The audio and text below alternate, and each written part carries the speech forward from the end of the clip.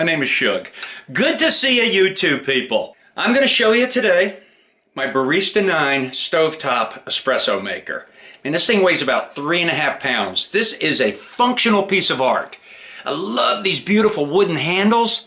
There's one on each side. You use it to take off your espresso reservoir. Should I say espresso reservoir or reservoir? Depends on where you're from and who you are. This is where my beautiful dear espresso is going to end up. Pumped through at 9 bars pressure with crema. And it comes with this little rubber, I call it the espresso holder inner.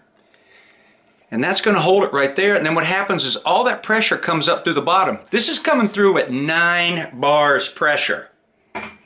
Every little chimney right here. And the chimney is boiling when the water comes up into the second boiler right here. All right, and this is the one where it's getting to it's holding it. It's cooled itself. I'm going to talk about these details. It's kind of complicated. It's come up through these cooling coils right here from the bottom reservoir where it gets to about 355 degrees. And boom, the spring-loaded thing lets go, comes up to the coils, it holds here, and then it comes up to these heat fins, and boom, 9 bar pressure, you got espresso. Now let me tell you right now, I am not trying to sell you this Barista 9 stovetop espresso maker. No, I got myself this for Christmas. I ordered it probably 4 or 5 months earlier. I waited for it patiently. It came the day before Christmas Day. It came on Christmas Eve. So that was perfect. I'm just showing this to you. You know, if you're enticed and things like espresso makers appeal to you, then consider this a looky-see and something to see. I saw it when James Hoffmann showed it. I love it. To me, this is a piece of art. It's even inscribed, Shug Woo Buddy. Right there. Look at that. That just thrills me. Because you know I like my name on stuff. This cost me, I'm just going to tell you, in all transparency, I probably spent $475 ordering it and having it shipped from the UK. I don't mind that. I don't spend my money on a lot of stuff. I live a pretty simple life. Hey YouTube people, why don't you come out in my backyard, watch me boil some espresso here. I'm going to be using Redbird Mountain High Espresso. I also like the Redbird Espresso. This is Mountain High. They both come from different farms. I'm deciding which one I like better. They're both they're not a dark roast, they're like a hard medium roast. My espresso palate is growing. So now, between my Barista 9 and of course my Breville Bambino Pro, which is fun, but this one I can take, I would never take it backpacking, but I can take it in the summer, car camping, or just go out in the backyard and fire me up a brew. Comes with a really nice tamper. It's got nice weight to it, this tamper. And a stainless steel plate. It's very specific. Alright, do not use this plate without the 9 Barista, and this side up. And this is like made of 3 metals, and it works really nice on my gas stove because I can put it just like this. I'm not burning my handles. Yeah, it has a little inscription on the bottom. Be awake, Shug. All secure in Sector 7. Alright, I like an 18-gram dose, and I use a 12 grind size on this. Just gives me the best flavor. I always write it on my bags, just so I know what I'm doing.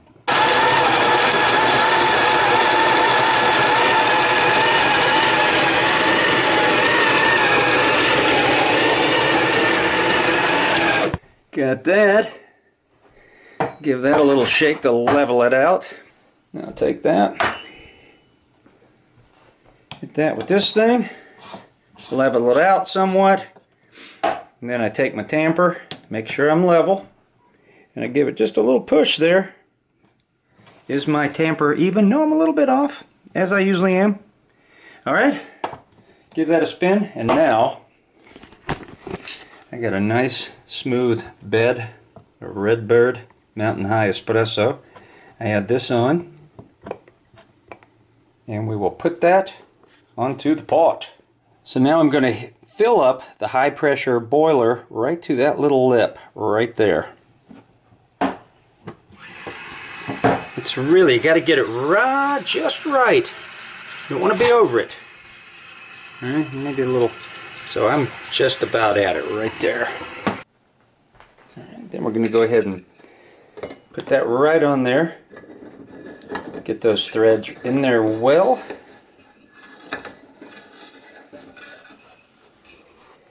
Get it tight. It has a nice O-ring in there. You want it snug. Because after this thing is boiled, you got this pressure valve right here. Boy, when you let this thing go after it's done, even after it's cool for an hour, it goes shh. Then what I'm going to do is I go ahead and take this. My espresso is right down in there. And let's go ahead and lock that in. And now, that baby's ready to go. All right, here's the deal on this newfound love of espresso and what it's about. And some of this is due to the pandemic, because I was listening to my brother-in-laws talk about their IPAs and their beers and their drinks, and I realized I just didn't have, you know, I'm an alcoholic, which means I've been sober 34 years now. I don't have a drink that's special, and I want to have that moment by pulling myself a shot, not looking at the computer, just taking a moment and enjoying that moment. I really went down the wormhole of looking at espresso videos, and maybe when I'm drinking the espresso, and how many times can I say espresso? All right, let's get on out there. Put your jacket on, a couple of hats, because it's crispy cold outside today. It's 18 degrees, but there's a little breeze, and it feels cold. Yeah, I made a little last-minute decision to grab the old canister stove.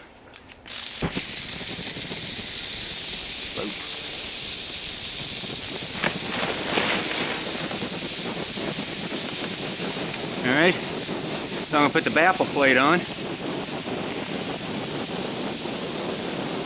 Set her up here.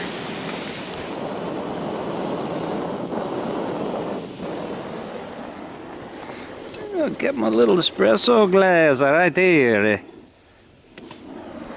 Looking for about a 5-6 minute boil and a 28 to 32 second shot once that starts bubbling. All right, starting to get, ooh, bubbling good. Here it comes. There we go. That beautiful crema is coming up. I can turn the stove off now. Look at that. Get your shot glass. Pour myself a shot. I treasure these shot glasses. They're from the American Club when my family first moved to Greece in 1963 when my dad was stationed there. All right. Let's take a look.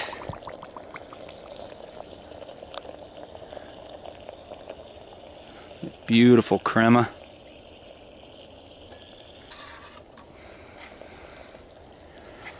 It's still just perking up just a little bit with residual heat. And I'll take it. Here's to you, here's to me, but mainly to you, but really a lot to me.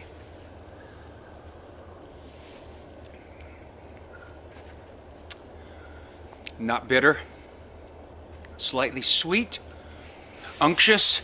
There's a nice coating in the mouth. I love James Hoffmann uses that word, unctuous.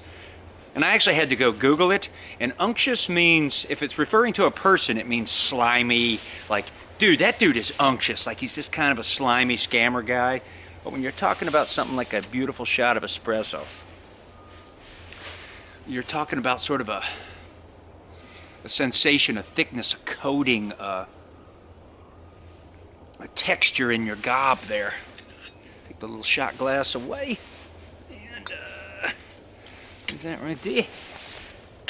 So anyway, while I'm drinking this espresso, one final thought is a couple of the videos I've been watching lately, and like I say, I don't watch a lot of backpacking because most of mine are that.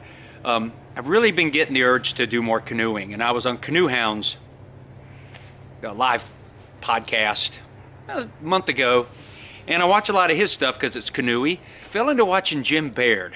And I didn't even know he was on Alone, him and his brother Ted, and they won Alone season 4. Sorry, spoiler.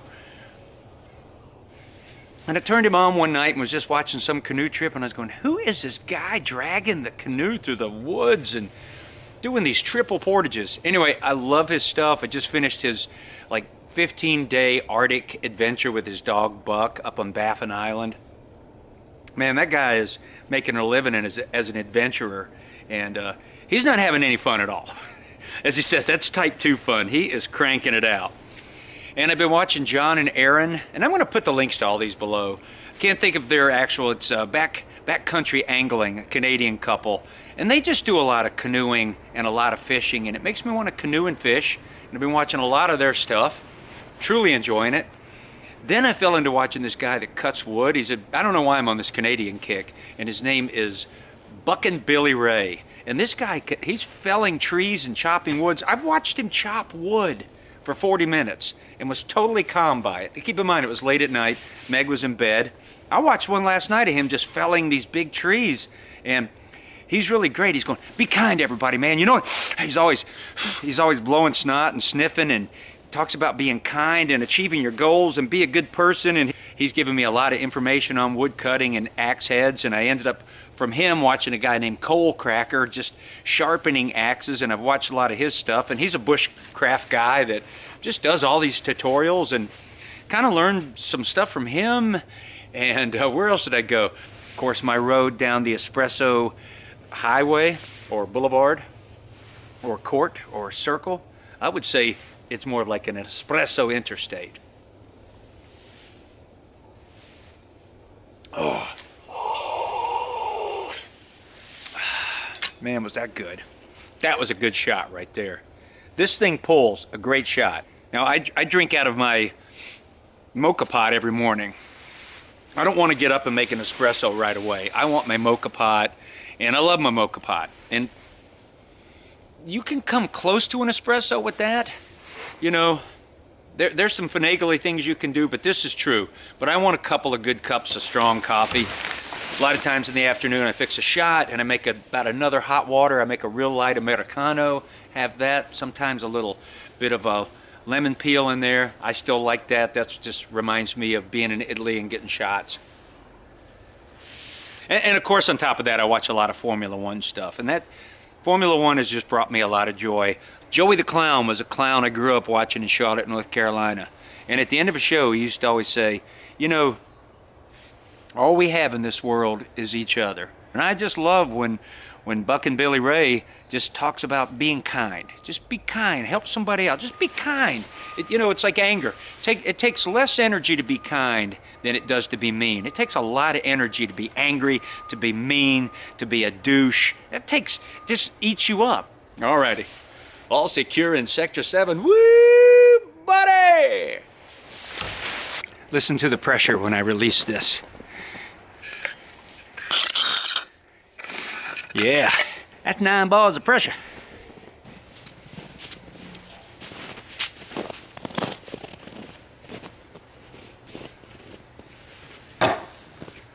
Oh yeah, it is all secure in Sector 7, locked down tight. No sappers getting in this way. We are vigilant and secure, including my wife, and she'll hurt you with words. What she'll do.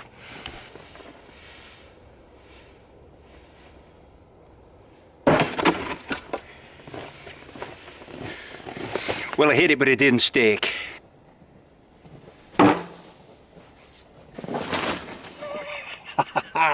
Woo! Man, when that thing sticks in, that is satisfying.